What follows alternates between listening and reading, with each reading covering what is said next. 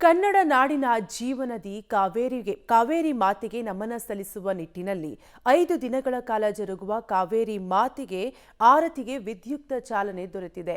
ಈ ಐತಿಹಾಸಿಕ ಕ್ಷಣವನ್ನ ಕಣ್ತುಂಬಿಕೊಳ್ಳಲು ಸಾವಿರಾರು ಜನರು ಆಗಮಿಸಿ ಕಣ್ತುಂಬಿಕೊಂಡರು. ಈ ಕುರಿತ ಕಂಪ್ಲೀಟ್ ಡೀಟೇಲ್ಸ್ ಇಲ್ಲಿದೆ, ನೀವೇ ನೋಡಿ.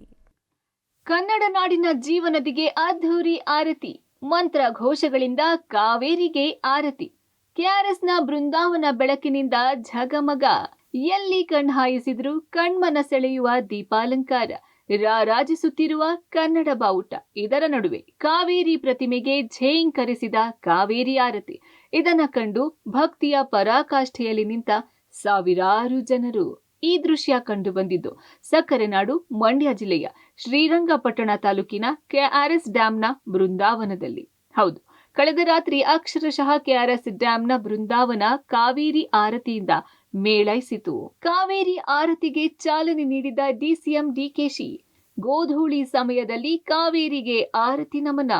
ಹಳೆ ಮೈಸೂರು ಭಾಗದ ಜನರಿಗೆ ನೀರುಣಿಸುವ ಕಾವೇರಿ ಮಾತೆಗೆ ನಮನ ಸಲ್ಲಿಸಲು ಡಿಸಿಎಂ ಡಿಕೆ ಶಿವಕುಮಾರ್ ಕಾವೇರಿ ಆರತಿ ನೆರವೇರಿಸಬೇಕೆಂಬ ಕನಸು ಕಂಡಿದ್ರು. ಅದರಂತೆ ಕೆಆರ್ಎಸ್ ಡ್ಯಾಂನ ಬೃಂದಾವನವನ್ನ ಸಾಂಕೇತಿಕವಾಗಿ 5 ದಿನಗಳ ಕಾಲ ನಡೆಯುವ ಕಾವೇರಿ ಆರತಿಗೆ ಕಳೆದ ರಾತ್ರಿ ಡಿಸಿಎಂ ಡಿಕೆ ಶಿವಕುಮಾರ್ ಗೋಧೂಳಿ ಸಮಯದಲ್ಲಿ ಕಾವೇರಿ ನದಿಗೆ ಪುಷ್ಪಾರ್ಚನೆ ಮಾಡುವ ಮೂಲಕ ಉದ್ಘಾಟನೆ ಮಾಡಿದ್ರು. ಜೀವಜಲ ಕೊಡ್ತಾ ಇರೋ ಕಾವೇರಿಗೆ ನಮನ ಸಲ್ಲಿಸಿದ್ದೇವೆ ಅಷ್ಟೇ ಅಂದ್ರು. ಗಂಗಾರತಿ ಮಾದರಿಯಲ್ಲಿ ತರಬೇತಿ ಪಡೆದ ಸ್ಥಳೀಯ ಪುರೋಹಿತರು ಕಾವೇರಿ ಆರತಿ ನೆರವೇರಿಸಿದರು. ಬಣ್ಣ ಬಣ್ಣದ ವಿದ್ಯುತ್ ದೀಪಾಲಂಕಾರದಿಂದಲೂ ಕನ್ನಂಬಾಡಿ ಕಟ್ಟೆ ಮಿಂಚಿತು. ಬಳಿಕ ಬೃಂದಾವನದಲ್ಲಿ ನಡೆದಿದ್ದು ಅಕ್ಷರಶಃ ಕಾವೇರಿ ಮಾತೆಗೆ ನಮನ ಸಲ್ಲಿಸುವ ಕಾವೇರಿ ಆರತಿ. ಮೊದಲಿಗೆ ಧಾರ್ಮಿಕ ದತ್ತಿ ಇಲಾಖೆಯ ದೇವಸ್ಥಾನಗಳ ಅರ್ಚಕರ ತಂಡ ವಾತಾಪಿ ಗಣಪತಿ ಭಜೆ ಮಂಗಳವಾದ್ಯದಿಂದ ಕಾವೇರಿ ಆರತಿಯನ್ನ ಪ್ರಾರಂಭಿಸಿದ್ರು. ಕಾವೇರಿ ಪ್ರಾರ್ಥನೆ, ಗಣಪತಿ ಪ್ರಾರ್ಥನೆ, ಗುರು ಪ್ರಾರ್ಥನೆ ಮಾಡಿ ಬಳಿಕ ಸಂಕಲ್ಪ ಮಾಡಲಾಯಿತು. ನಂತರ ಕಾವೇರಿ ಆರತಿಯೊಂದಿಗೆ ಸಂಪನ್ನಗೊಳಿಸಲಾಯಿತು. ಇದಾದ ನಂತರ ವಾರಾಣಸಿಯ ವೈದಿಕ ತಂಡದಿಂದ ಗಂಗಾರತಿ ಮಾದರಿಯಲ್ಲಿ ಕಾವೇರಿ ಆರತಿ ಮಾಡಲಾಯಿತು. ಇದಕ್ಕೂ ಮುನ್ನ ಕಾವೇರಿ ಆರತಿಗೆ ಚಾಲನೆ ನೀಡಿ ಮಾತನಾಡಿದ ಡಿಸಿಎಂ ಡಿಕೆ ಶಿವಕುಮಾರ್, ನಾನು ಕಾವೇರಿಗೆ ನಮನ ಸಲ್ಲಿಸಲು ದೊಡ್ಡ ಮಟ್ಟದಲ್ಲಿ ಕಾವೇರಿ ಆರತಿಯನ್ನ ಮಾಡಲು ಮುಂದಾಗಿದ್ದೆ. ಆದರೆ ಅದಕ್ಕೆ ಕೆಲವು ವಿಘ್ನಗಳು ಎದುರಾಗಿದ್ರಿಂದ ಮಾಡಲು ಆಗಿಲ್ಲ. ಹೀಗಾಗಿ ಸಾಂಕೇತಿಕವಾಗಿ 5 ದಿನಗಳ ಕಾಲ ಕಾವೇರಿ ಆರತಿಯನ್ನ ಮಾಡ್ತಿದ್ದೀವಿ. ಮುಂದಿನ ದಿನಗಳಲ್ಲಿ ನಾವು ಅಂದುಕೊಂಡಂತೆ ಬೃಹತ್ ಮಟ್ಟದಲ್ಲಿ ಕಾವೇರಿ ಆರತಿಯನ್ನ ಮಾಡ್ತೀವಿ. ಚಾಮುಂಡೇಶ್ವರಿ ಹಾಗೂ ಕಾವೇರಿ ಮಾತೆಯ ಆಶೀರ್ವಾದದಿಂದ ಮೇಕೆದಾಟು ನಿರ್ಮಾಣವಾಗುವಂತೆ ಆಗ್ಲಿ ಎಂದು ಹೇಳಿದರು. ಇನ್ನು ಕೆಆರ್ಎಸ್ ಬೃಂದಾವನಕ್ಕೆ ಬರುವ ಪ್ರವಾಸಿಗರಿಗೆ 5 ದಿನ ಉಚಿತ ಪ್ರವೇಶ ಇದ್ದು ಟೋಲ್ ಕೂಡ ಇರಲ್ಲ. ನಾನು ಇದನ್ನ ಬಹಳ ದೊಡ್ಡ ಮಟ್ಟದಲ್ಲಿ ಕಾರ್ಯಕ್ರಮವನ್ನು ರೂಪಿಸಿದ್ದೆ.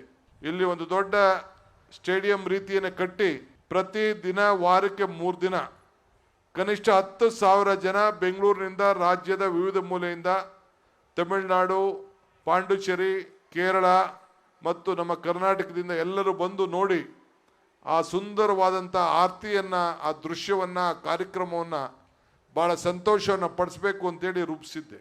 ಅನೇಕ ತೊಂದರೆಗಳಿಂದ ಇದನ್ನು ನಾವು ಭೂಮಿ ಪೂಜೆ ಮಾಡಿ ಆ ಒಂದು ದೊಡ್ಡ ಕಾರ್ಯಕ್ರಮವನ್ನು ನಡೆಸಲಿಕ್ಕಾಗಲಿಲ್ಲ. ಆದರೆ ಸಾಂಕೇತಿಕವಾಗಿ ಇದನ್ನು ಕಾರ್ಯಕ್ರಮವನ್ನು ಪ್ರಾರಂಭ ಮಾಡಬೇಕು ಅಂತೇಳಿ ಇವತ್ತು ಇದಕ್ಕೆ ಒಂದು ಹೊಸ ರೂಪವನ್ನು ಕೊಟ್ಟಿದ್ದೇವೆ. ಒಟ್ಟಾರೆ ಕಾವೇರಮ್ಮನಿಗೆ ನಮನ ಸಲ್ಲಿಸುವ ನಿಟ್ಟಿನಲ್ಲಿ 5 ದಿನಗಳ ಕಾಲ ಕೆಆರ್ಎಸ್ನ ಬೃಂದಾವನದಲ್ಲಿ ಕಾವೇರಿ ಆರತಿ ಆರಂಭವಾಗಿದ್ದು, ಮೊದಲನೆಯ ದಿನವೇ ಜನರನ್ನು ಝಗಮಗಿಸೋ ಲೈಟಿನ ಮಧ್ಯೆ ಭಕ್ತಿಯ ಪರಾಕಾಷ್ಠೆಗೆ ಕರೆದೊಯ್ದಿದ್ದು ಸುಳ್ಳಲ್ಲ. Rohit Devarahalli, public TV Mandya.